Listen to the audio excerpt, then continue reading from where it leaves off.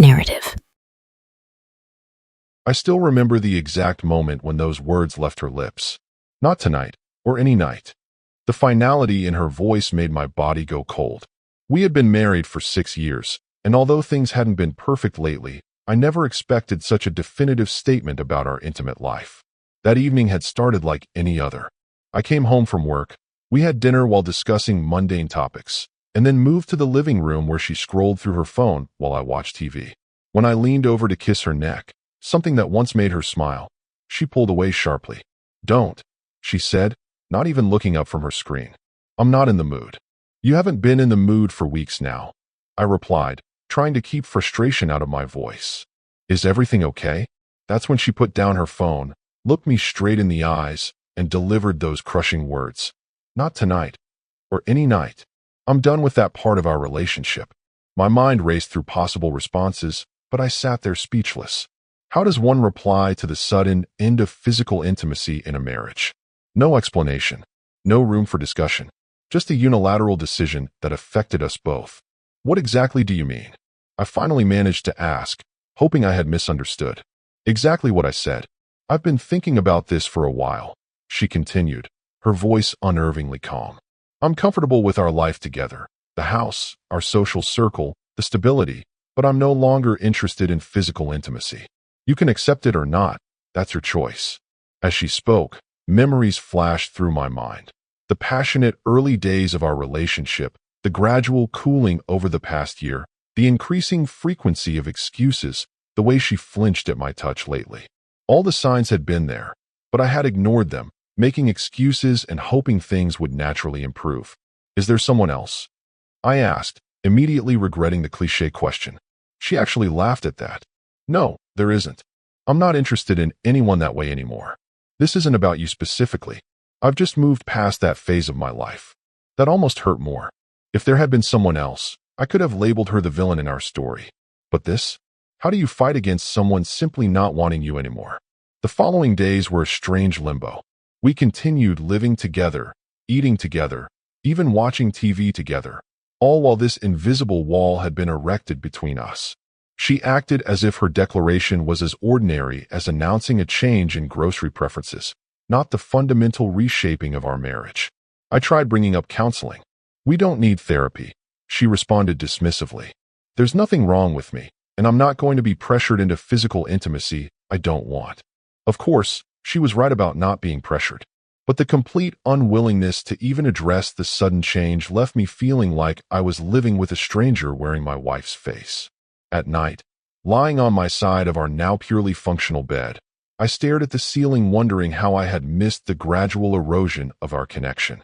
Had I been so absorbed in work that I failed to notice her pulling away? Or had she hidden her feelings until reaching a breaking point? One thing became increasingly clear. I was now in a marriage where I was neither wanted nor needed in any meaningful way. I was simply convenient, a contributor to bills, a social partner for couple-oriented gatherings, a housemate who helped maintain our outward image of marital success. 2 weeks after her declaration, I found myself sitting in my car outside our house, unable to summon the energy to go inside. What was waiting for me there? Another evening of polite coexistence with someone who had unilaterally changed the terms of our relationship? That's when I realized I had a choice to make. I could continue living in this emotional desert, hoping for rain that would never come, or I could redirect my time, attention, and resources towards something, or someone, that offered the possibility of growth. As I finally walked through our front door, a plan was already forming in my mind. Not a plan for revenge or dramatic confrontation, but something more powerful, a complete redirection of my life's energy. If she had moved on from me without physically leaving, perhaps I could do the same. The next morning, I woke up with renewed determination to understand what had happened to our relationship. Perhaps there was still something to salvage. 6 years of shared history couldn't simply evaporate overnight. "Can we talk?" I asked as she prepared her breakfast, meticulously spreading avocado on her toast like any other day.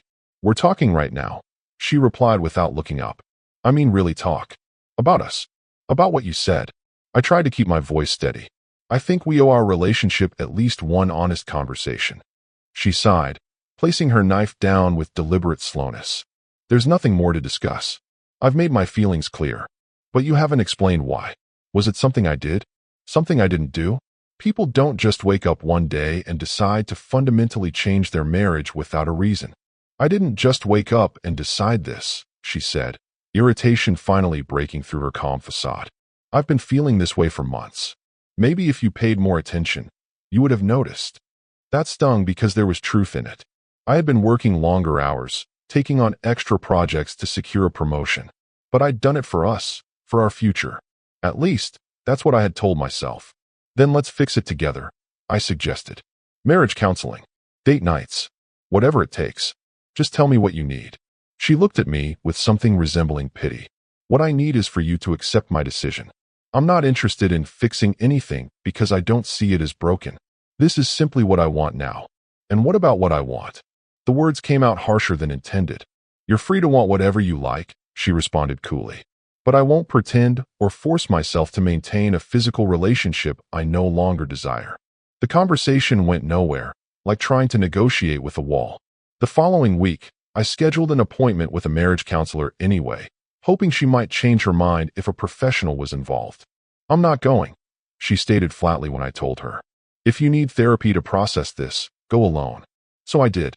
The therapist, a kind-eyed woman in her 50s, listened as I recounted our situation. Has your wife experienced any trauma or significant life changes recently? She asked. Nothing obvious, I replied. Her job is stable. No deaths in the family. No health issues that I know of. Sometimes these decisions stem from unprocessed experiences or psychological changes. Without her here, I can only help you navigate your response to the situation. That's when it truly hit me. I was alone in trying to repair what was left of our marriage. My wife had already moved on emotionally, staying only for the comfort and convenience of our shared life. At home, things grew increasingly surreal. We still ate dinner together, occasionally went out with friends who had no idea about our situation, and maintained all the external appearances of a functioning couple. But there was no touch, no affection, not even the casual intimacy of long-term partners who brush against each other while passing in hallways. I began to notice other things too. She never initiated conversations anymore. Her questions about my day were perfunctory, her responses to mine minimal. She had constructed a life parallel to mine under the same roof, one where I existed as background noise, a housemate rather than a husband. One evening, when a friend commented on what a perfect couple we seemed to be, I nearly burst out laughing at the absurdity. Perfect? We were ghosts passing through each other's lives, maintaining a carefully crafted illusion. That night, lying awake at 2 a.m., I confronted some painful truths. I was holding on to something that no longer existed. The woman sleeping soundly beside me wasn't the same person who had once looked at me with love and desire. Or perhaps she was, and it was simply her feelings that had changed. More importantly, I realized I was allowing her unilateral decision to determine my self-worth. Each day spent hoping for a change that wouldn't come was a day I lost respect for myself. 3 months into this new reality, I watched her preparing for a night out with her friends. She was carefully applying makeup, something she hadn't done for me in ages. You look nice, I said, testing the waters. Thanks, she replied without even glancing in my direction. That simple exchange crystallized everything. I had become invisible to her in all the ways that mattered. As she left for her evening out, I sat alone in our living room contemplating my options. I could continue this half-life, sustaining myself on scraps of basic human interaction. I could leave, appending the comfortable structure we'd built. Or I could find another way. The idea came to me slowly at first, less a plan than an instinct for survival. If she could redirect her emotional energy away from me while maintaining our external life, perhaps I could do the same. Not out of spite or revenge, but as a necessary act of self-preservation. The next morning, I woke up before her and, for the first time in months, felt something resembling hope. I would redirect my time, attention, and resources, not to win her back, but to reclaim myself. My redirection began with small changes. I set my alarm for 5:30 a.m., a full hour before she would wake up. Those quiet morning hours quickly became sacred to me, a time that was completely my own. I started with 20 minutes of meditation, something I'd always dismissed as impractical in my busy schedule. To my surprise, That brief period of morning stillness helped clear my mind of the constant thoughts about my failing marriage. Next came physical exercise, nothing dramatic, just basic push-ups, sit-ups, and a short run around our neighborhood. By the time she emerged from our bedroom, I had already showered, dressed, and started my day with purpose. "You're up early," she commented on the third day, finding me sipping coffee and reading at the kitchen table. "Just making some changes," I replied casually, not offering further explanation. She didn't ask for one. The second week, I joined a gym near my office. Instead of rushing home after work to an increasingly uncomfortable environment, I spent an hour working out. The physical exertion became a form of therapy. Each rep seemed to push out another fragment of resentment and self-pity. I also reconnected with old friends I'd neglected during my marriage. Nothing dramatic, just casual lunches and after-work drinks. I was careful not to mention my marital situation. These meetings weren't about seeking sympathy or bad-mouthing my wife. They were about rebuilding connections that had nothing to do with my identity as a husband. At home, I maintained civility while gradually detaching emotionally. When she spoke, I listened politely without hanging on her every word. When she was busy with her own activities, I no longer orbited around her, seeking scraps of attention. Instead, I immersed myself in books I'd always wanted to read and online courses I'd previously put off. 1 month into my redirection, I noticed the first physical changes in the mirror. The daily workouts had started to reshape my body. My posture had improved, and the constant tension that had knotted my shoulders for months had eased. But the most significant change was in my eyes. They looked focused, alive in a way they hadn't been since her declaration. I updated my wardrobe next. Nothing flashy or desperate, just well-fitted clothes that suited my improving physique and projected confidence. When I wore a new shirt to dinner with friends, several people commented on how good I looked. My wife noticed too, though she said nothing directly. I caught her watching me with a slight frown as I dressed for work one morning, as if trying to reconcile the man before her with the one she had dismissed. The redirection extended to my finances as well. We had always maintained separate accounts alongside our joint one for household expenses. I continued contributing my share to our joint obligations, but redirected my discretionary spending. The expensive watch I'd been saving to buy her for our upcoming anniversary, I invested that money instead in a photography workshop, a passion I had abandoned years ago. Photography got me outdoors on weekends, hiking to capture landscapes at dawn when the light was perfect. These solo excursions became another form of meditation. Behind the camera, framing each shot, I found a state of flow that allowed me to forget everything else. I started posting my work online, connecting with other photographers, and building a small following that appreciated my eye for composition. "Where have you been going so early on Saturdays?" she asked after several weeks of my new routine. "Taking photographs," I answered simply. "Since when are you into photography?" "I've always been into it. I just haven't had the time to pursue it until now." Her expression suggested she wanted to ask more, but couldn't quite figure out how.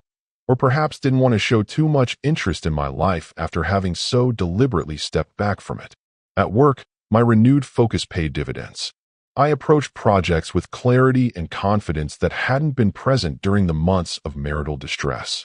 My boss noticed the change. "Whatever you're doing, keep it up," he said after I successfully presented a new client strategy. "You're on fire lately." The compliment meant more than it should have. After months of feeling unwanted at home, professional recognition filled some of the void, not completely, but enough to keep moving forward. As the third month of my redirection approached, I realized I was sleeping better, looking better, and performing better in nearly every aspect of my life, except my marriage, which remained a shell of formal interactions and parallel existences. The irony wasn't lost on me. In withdrawing her affection, my wife had inadvertently pushed me toward becoming a stronger version of myself. One evening as I prepared to leave for a photography meetup, she asked an unexpected question. "Are you seeing someone else?" I paused by the door, camera bag over my shoulder. "No," I answered truthfully. "Why would you ask that?" "You've changed," she said, her voice carrying a note I couldn't quite identify. "You're hardly ever home anymore." The hypocrisy of her concern almost made me laugh. "I'm just redirecting my time and energy into things that fulfill me," I replied, using her own clinical approach. "Isn't that what you've been doing?" She had no response to that, and I left without waiting for one. As I drove to meet my new photography friends, I realized something fundamental had shifted. For the first time since her declaration, I wasn't desperately hoping for her to change her mind. I was too busy creating a life that no longer centered around her approval or affection. For months into my redirection, the changes were no longer just visible to me. They were apparent to everyone. My boss called me into his office on a Wednesday morning with news that would have once been the highlight of my year. "We're promoting you to senior manager," he announced. "Your performance these past few months has been exemplary. Whatever you're doing in your personal life, it's working professionally." I thanked him sincerely, knowing that my recent success stemmed from channeling all my energy into work rather than wasting it on a hopeless situation at home. The substantial raise that came with the promotion presented new possibilities I hadn't considered before. That evening, when I shared the news with my wife over dinner, her reaction was puzzling. "That's great," she said, then hesitated. "So, will that mean even longer hours?" "Possibly," I replied, studying her face. "Does it matter?" She pushed food around her plate. "Of course it matters. We hardly see each other as it is." The irony was striking. "I didn't think that bothered you, considering our arrangement." "Our arrangement doesn't mean I want to live with a complete stranger," she countered. I carefully set down my fork. "Interesting. I've been living with a stranger ever since you decided to unilaterally change our marriage. Now that I'm adapting to it, that's suddenly a problem." She had no response, and we finished dinner in silence. Later, I transferred half of my promotion bonus to our joint account for household expenses and invested the rest in a portfolio my new financial advisor had recommended. My money was now working for my future, a future I was increasingly imagining without her. My physical transformation continued as well. The gym manager approached me after a particularly intense workout session. "Have you ever considered competing?" he asked. I laughed, assuming he was joking, but he was serious. "There's an amateur fitness competition coming up. Nothing major, but guys who've been training half the time you have are signing up. You've got the discipline and the physique for it." 6 months ago, I would have dismissed the idea immediately. Now, I found myself asking for details and signing up that same day. The competition gave my workouts new purpose, specific goals beyond just escaping my home situation. My training partner, a divorced guy named Alex, became something of a confidant. After weeks of working out together, I finally shared a sanitized version of my situation. "So she just opted out of that part of your marriage?" he asked, incredulous. "Pretty much. And you're still there because?" It was a fair question, one I'd been avoiding. "Inertia, I guess. And hope that things might change. Though that's fading fast." Alex shook his head. "Man, life's too short. My ex and I fought like hell, but at least we both cared enough to fight. What you're describing isn't a marriage. It's a roommate situation with extra steps." His bluntness was refreshing. Most people offered platitudes about working through rough patches, not understanding that my marriage hadn't hit a rough patch. It had fundamentally transformed into something else entirely. My photography hobby evolved into something more substantial. A local gallery owner saw my work online and invited me to contribute to a group exhibition. Seeing my photographs professionally printed and displayed was surreal, a tangible reminder of how much had changed in just a few months. I invited several friends to the opening night, deliberately not mentioning it to my wife. So I was surprised when she showed up, looking somewhat out of place among the artsy crowd. "These are really good," she said, standing before one of my sunrise landscapes. "I had no idea you were so talented." "There's a lot about me you don't know anymore," I replied, not unkindly. Or maybe never knew. A woman from the gallery approached us. "Your husband has an exceptional eye," she told my wife. "We've already sold 3 of his pieces tonight." My wife's eyes widened slightly. "That's wonderful," she managed, though her expression suggested confusion more than pride. Later, as we drove home in separate cars, I'd come directly from work. I reflected on her appearance at the gallery. Was it genuine interest in my new passion, or merely surprise that I had developed a life that didn't revolve around her? At home, our interactions had evolved into something resembling cordial detachment. We functioned efficiently as housemates, dividing chores, coordinating schedules when necessary, maintaining the property we shared. But the emotional connection that makes a marriage was gone, and I was no longer mourning its absence as acutely. The fitness competition arrived, and to my surprise, I placed third in my category. Standing on that small platform with a medal felt strangely validating, not because I needed external approval, but because it marked how far I'd come from the devastated man who had sat speechless in our living room months ago. Several women approached me after the event, some obviously flirtatious. I was polite but distant, not ready to complicate my life further. Still, their attention reminded me of something I'd almost forgotten. I was desirable, worthy of affection, capable of attracting genuine interest. That night, as I placed my medal in a drawer, my wife passed by our bedroom door. "Congratulations," she said, lingering in the doorway. "I saw the pictures your friend posted online." "Thanks," I replied, closing the drawer. She hesitated, then asked, "Are you happy with all these changes?" I considered the question carefully. I'm happier than I was when trying to understand why my wife suddenly decided I wasn't worth touching anymore. So yes, relatively speaking, I'm happy. She flinched slightly at my frankness. "That's not fair." "None of this has been fair," I countered. "But we work with what we've got. You redirected away from me. I'm redirecting toward a better version of myself." As she walked away without further comment, I realized we were approaching a crossroads. My redirection had become more than a coping mechanism. It was a new path altogether, one that might ultimately lead away from her completely. The pivotal moment came during a company retreat 6 months into my redirection. My team had gathered at a lakeside resort for a weekend of strategic planning and team building. After a productive day of meetings, we relaxed around a fire pit, sharing stories and drinks under the stars. My colleague Sarah, who had joined the marketing department 3 months earlier, sat down beside me. "You know, when I first started, everyone told me how lucky I was to be working with you," she said, her voice quiet enough that only I could hear. "Really? Why is that?" I asked, genuinely curious. "They said you'd completely transformed the department's performance. But they also mentioned how much you'd changed personally over the past few months." She hesitated, then added, "They said you used to be withdrawn, almost sad. That doesn't match the person I've known." I stared into the flames, considering how to respond. Let's just say I went through some personal challenges and decided to focus on what I could control rather than what I couldn't. She nodded thoughtfully. "Well, whatever you did worked. You seem completely in your element now." As our conversation continued into the evening, I found myself relaxing in a way I hadn't with anyone in a long time. Sarah was intelligent and insightful, with a sharp sense of humor that repeatedly caught me off guard. We discovered shared interests in photography and hiking, and she seemed genuinely impressed when I showed her some of my recent work on my phone. "You have a real talent," she said, leaning closer to swipe through the gallery. "These should be published."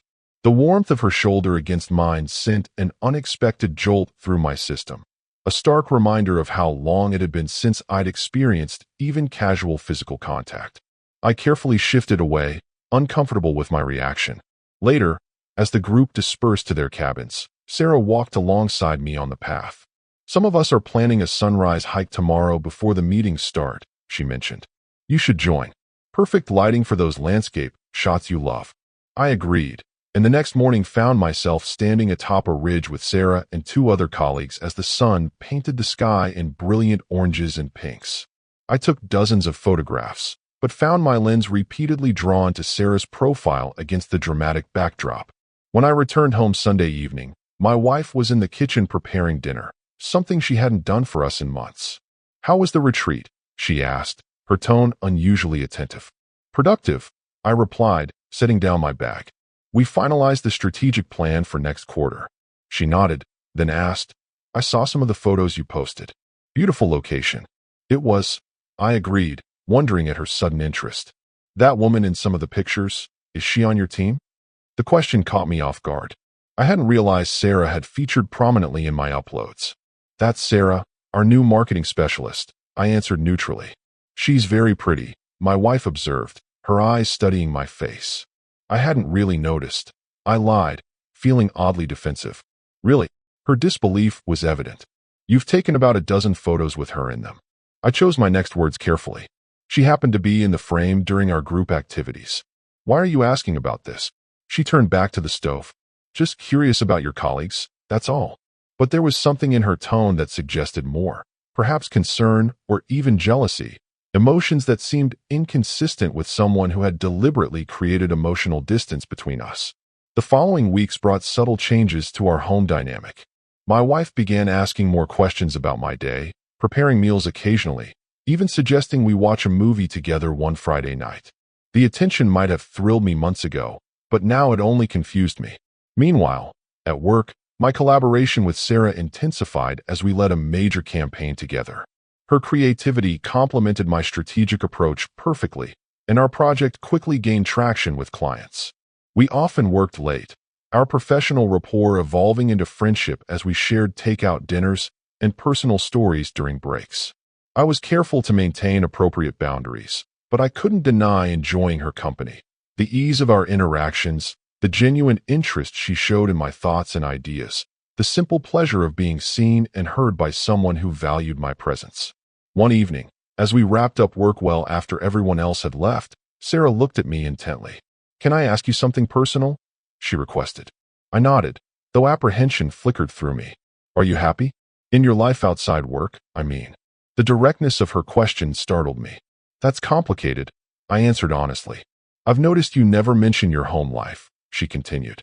"You talk about your photography, your fitness training, your financial investments, but never your personal relationships." I hesitated, then decided on a partial truth. My marriage has been challenging recently. We're essentially living separate lives under the same roof. Sarah's expression showed genuine concern without pity, a distinction I appreciated. "I'm sorry," she said simply. "You deserve better." Those 4 words hit me with unexpected force. You deserve better. Not marriages are hard. Or have you tried counseling? Just a simple acknowledgement that the situation I described was inadequate for someone she valued. On the drive home, her words echoed in my mind. Did I deserve better? I had spent so long trying to understand my wife's withdrawal, then adapting to it, that I had never fully questioned whether I should accept it at all.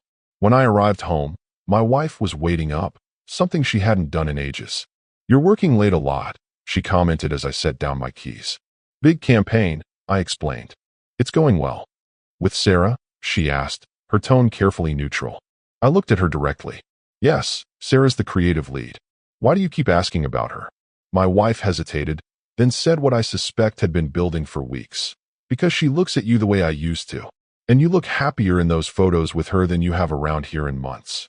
The observation hung between us, neither accusation nor confession, but something more complicated, recognition of a shifting reality we hadn't yet named. "We need to talk," I said after a moment of heavy silence. "Really talk, not the surface-level conversations we've been having for months."